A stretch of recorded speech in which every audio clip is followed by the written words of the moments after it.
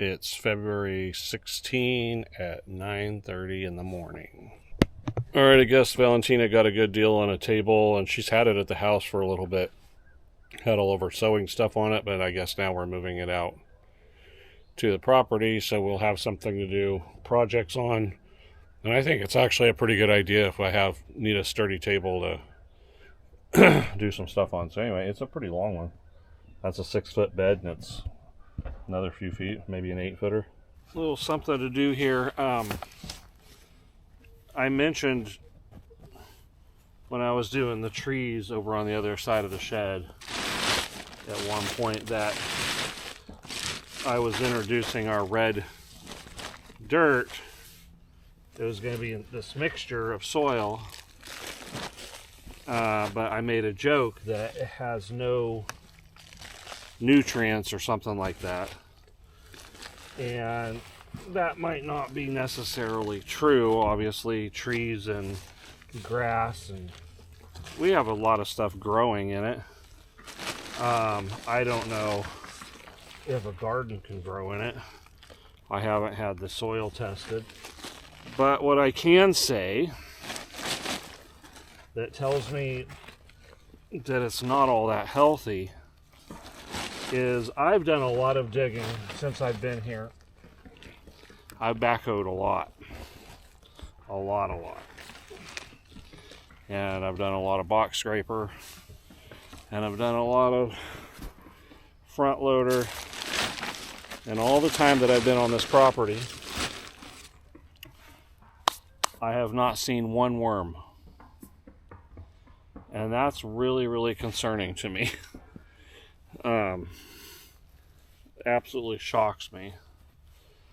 So what I did is, for beginning, is I just now put about probably 4 gallons of soil in here. Probably a little bit more. And I bought me some worms from Uncle Jim's Worm Farm. When I was in California, I also bought these. They seem to be pretty good quality. I put them in my plants or veggie stuff. So what I'm going to do here is I'm going to put them in here. And I would like to have a composting pile. Let's see what we got going on here. Wow, surprisingly, what's in here is not very wet, but here we got some worms. They're alive and kicking. So I want to get a compost pile going here pretty soon. I talked to Val about it. I need to build something, and something that's secure, that's not going to let the worms escape, basically, but that they can break down stuff. And then once I get them in maybe a worm bed or something where I have access to them, I'll start taking out a few and putting them in each tree and introducing them into my plants and my garden and all that stuff. So that'll be the plan, and then we'll start getting some healthy stuff going on around here as far as soil goes and nutrients and all that stuff. So that's exciting. I'm going to I have a feeling these guys need a little bit of water. This seems pretty dry. I was pretty shocked that what was in here was fairly dry. So I'm going to put a little bit of water in here to dampen the soil, and hopefully they're not going to get out. I don't think they can crawl up the side, but we'll see. I decided to go ahead and I put a little water in here. Then I thought, these worms are going to go to the bottom of this, and then I'm going to have to go digging for them and find them. These worms can start helping these trees in the soil. But yeah, when I put the water in there, I was like, oh wow, they're all going to the bottom, and that's going to be hard to get to. I think I got all of them. I didn't do the ones that have the netting on top. Not really sure that I want to open that up yet. I feel like the netting is probably protecting the tree and keeping the soil moist. I just undid this one. It's still it's pretty moist in there, so I think it's a good idea to leave them tied up, and that will preserve the moisture. So I only have 1, 2, 3, 4 trees like that. So maybe I'll just undo those, throw a couple worms in there, and tie them back up. But I can tell probably I'm gonna have to start watering these by hand with a bucket because there's no rain in the forecast, and they're gonna be dry. So I need to keep a little water. All right, the next thing we got going on here that I need to put together is, I don't know if you remember, I was saying out at the front of the property, I wanted to really make it obvious of the address here. And so what I went and done was I was gonna buy just some numbers to put on the fence posts up there, but our fence posts are dark, so I'd have to get some white numbers, I guess, or a gold or whatever. I don't know. It just didn't seem like a completely great idea. And then on top of that, I found this when I was looking at other stuff. This is a solar powered, and if the solar's not enough, we can actually plug it into a USB and charge it. This guy. But this I can put out at the road.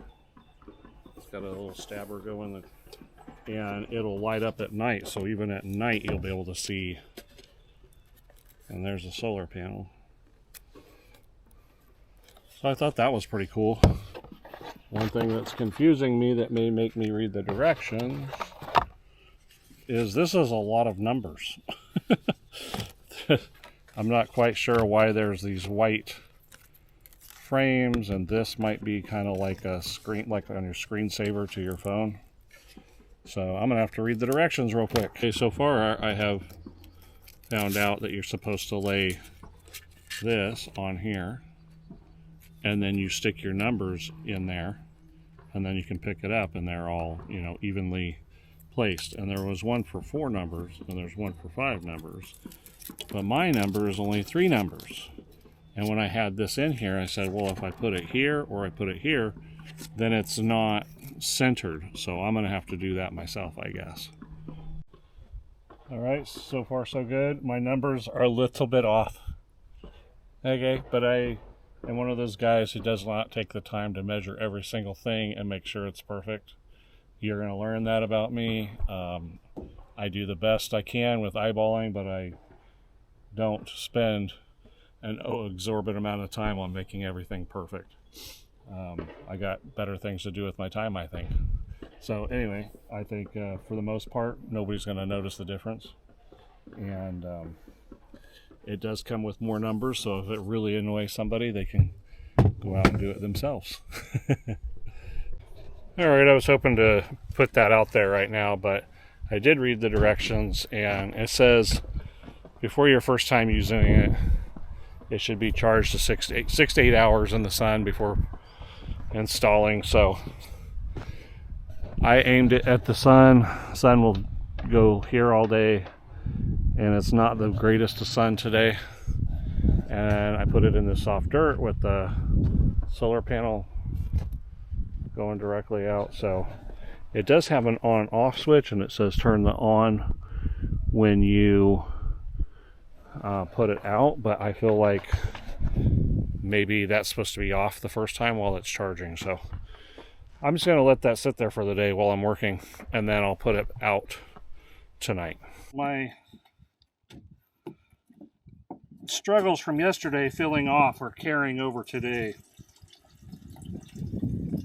I did that little fiddling around to get started, and then I decided it was time to change the box scraper out for the backhoe to do the ditching that I need to do under the pad. And I want to try an experiment of trying to dig around the base of these trees that I want out and pushing them over. It took a long time to get the backhoe on. I got the box scraper off with a little bit of struggle, but not. It was just getting it lined up to get it off. And one thing I learned with the backhoe today is I had it up on a platform and I had it all up there, and a couple of times it about fell and got knocked off and whatever. And I found out, and I was afraid that it was going to fall over or drop or whatever. Besides it being heavy, which works kind of in the favor of keeping it stabilized, as long as your hydraulics are hooked to it, you basically can get it back up off the ground like it does if it falls. One thing you don't want to do is falling backwards and being hooked up to your hydraulics and ripping that all out. And that was a concern of mine for sure. And I was keeping an eye on that. As long as it doesn't fall backwards, you're able to, you can prop it. It's not the end of the world if it falls off your little platform. Part of the thing is I just don't have flat land. I think I'm gonna maybe watch a video tonight. It's hard to find somebody like good videos of people doing it. They always do it in the ideal conditions. They don't have any hurdles to deal with. They're just, it's all perfect conditions, and that's not how life is usually. So I'm gonna look and see if I can find a good, that gives good tips for getting that on and off. I don't know. But we got it. It's back on. Something I forgot to mention when I said we got it back on, Roger actually showed up and happened to be walking down there, and between the two of us figured out how to get it back on. So it wasn't just me. I don't know if I would have got to that point or not, but Roger helped. Between the two of us, we figured it out. So he had a couple of key things there that were important to help, and then the two of us kind of worked together and figured the rest of it out. All right, wanted to show you a little trick that I saw on University of YouTube. I should reference that guy actually, because he's the only one that I've seen. I haven't gone and looking for it, but every time I happen to be looking at tractors, his video shows up. How to move your tractor when you have your backhoe is attached to your tractor and you don't want to have to keep getting off and moving your seat. I did that a lot with the pits, but that was a little bit different situation. Here I'm just digging a trench and I'm on fairly flat ground.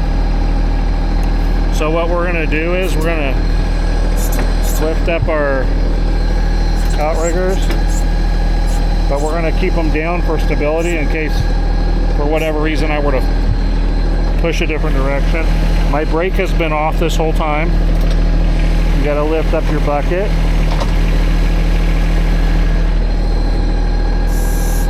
And then let's see if I can do this holding this. I don't know if I'm... Anyway, you push your tractor this way. Kind of takes two hands for me to do this.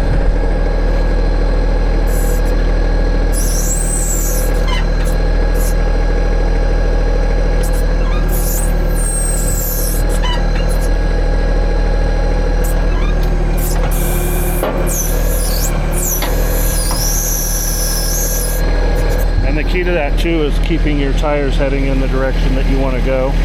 So I'm going to go ahead and go a little bit that direction. Then I drop my bucket and take my tires just off the ground slightly. And that helps to keep you from rolling when you're digging.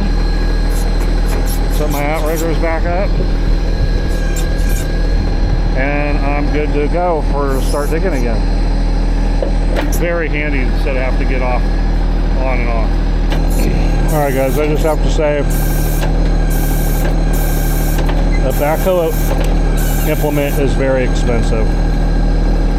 And in the beginning I didn't know, I've never had a tractor, I didn't know the importance of one or if it was necessary. I had big dreams and I was excited to get it, and I had in my mind, oh, I'm going to be digging ditches and I'm going to be laying irrigation at some point, and maybe I want to run an electric, maybe I want to run a wire 2 or 3 acres back down the property and have lights and whatever. I didn't know what I was going to do, but I have to tell you, even though this thing is expensive, when you need it, you need it. I was using the pickaxe a few times around here. I can't even imagine the effort it would have taken me to have to pickaxe this ditch right now that I'm digging. It would have taken me a couple days probably, I don't know. And a bunch of calluses and sore body and worn out. It impresses me. And I feel like, sometimes I feel like I'm just going way too slow with this thing. It's taking forever, so slow. And then I think about every single scoop that I got out with this backhoe, how long that would have taken me to do by hand. So it might feel slow, might feel like it takes a while, I don't know. And it might feel like, do I really want to spend that kind of money on an implement? And if you're not gonna be digging ditches, then I get it. But I dug 7 pits with this thing for septic, and now I'm digging a line for a well and for septic. It's worth it, because after I did the pits, before I did the pits too, I was thinking, I could have just rented a piece of equipment, probably done that if I wanted. But I don't know. This thing, every time I use it, it's paying a little bit more for itself. I've switched chores, and I am trying to push a tree over, just plain out push a tree over with a tractor. And I think I'm just about to get it, so I thought I'd show you what's going on here. It's coming.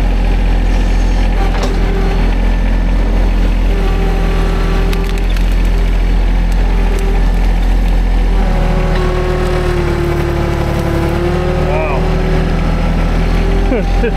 This tractor is a beast. I tried to backhoe around it, and there was so many roots it just kept pulling me into the tree. So I thought I'd just give it a shot and try to push on it. I'm going to try a couple of these others and see what happens. Next little tree here, not too little. I think maybe the ground is just soft enough. It's a steep enough going backwards. The tractor can't go backwards. It's gonna have to go forward over that tree.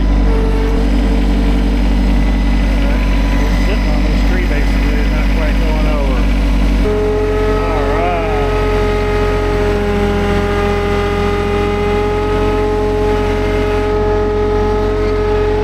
That was a struggle for that tractor to get back up.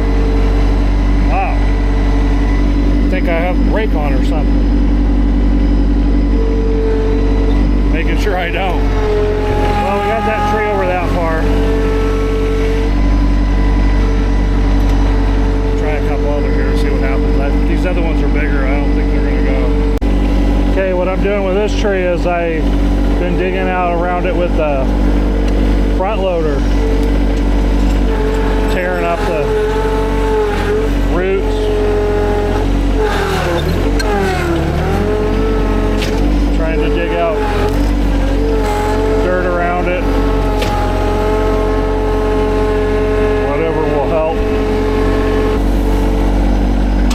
some give in it. There's just one or two main roots that are holding this thing. I'm just trying this method. I'm willing to cut down the trees, but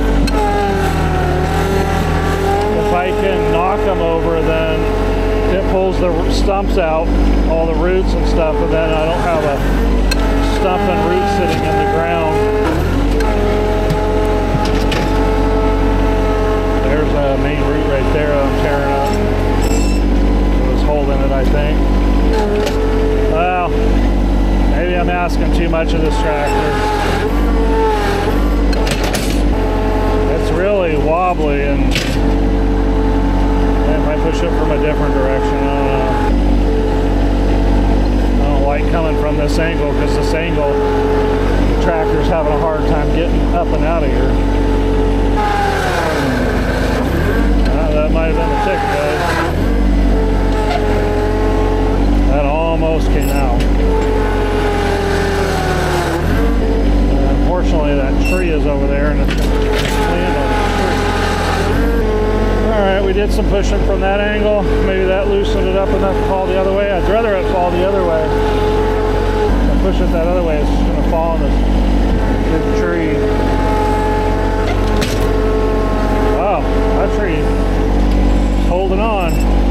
It's like Armageddon around here. I'm figuring out how to push these trees over. It's kind of rough on the tractor, so I need to slow down and be a little more careful, but I'm getting them pushed over. Alright, I gave these 3 trees a push, and they're solid, so I'll be cutting these down. They're the big ones too. Yeah, so those aren't budging, so I'm not going to wreck the tractor. I already almost wrecked the tractor. Well, that is got a few pushed over anyway. I kind of know what the tractor can do now. I saw a little puff of smoke coming out of this fire today. Looks like it might be pretty close to done. Maybe a little bit of heat still in there. I'll put a little bit of warmness. Yeah, I do feel some warmness coming out of there. Well, I think that is a little bit of smoke still coming out. That's not just for me pushing it, it's still going. Alright, there's a little bit of smoke coming out of there here and there.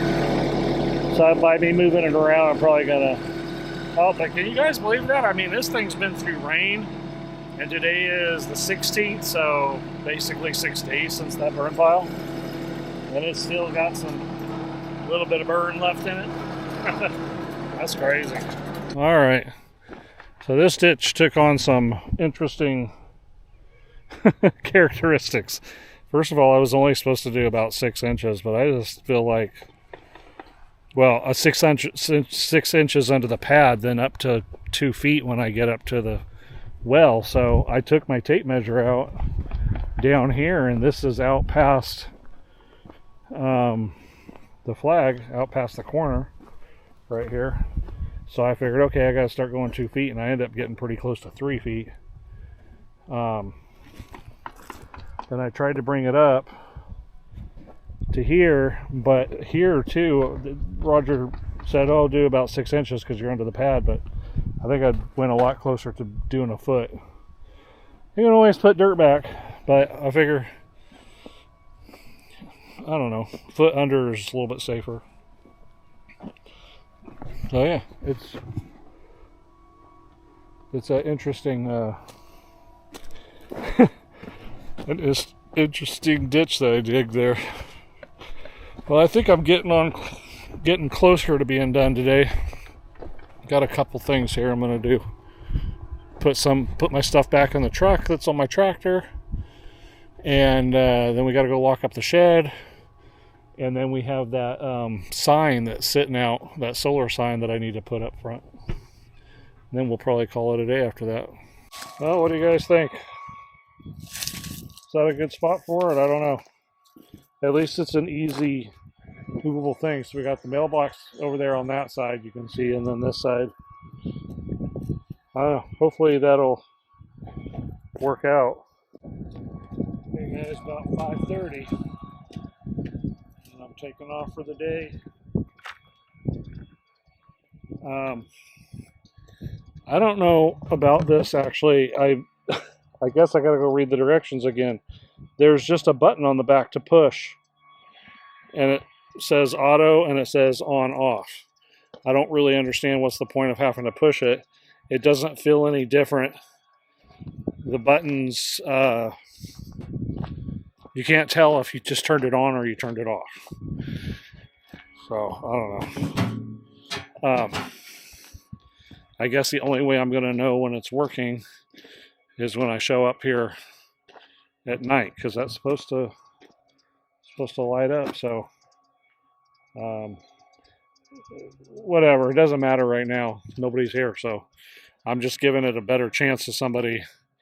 When delivery guys start coming and stuff, they'll know that this is 980 Moore Road. All right, so I guess tomorrow, Saturday, Sunday, I think I will be able to come out here these next 2 days. The weather's going to be decent, and I need to cut up all those trees. All right, we'll see you guys out here when I get out here.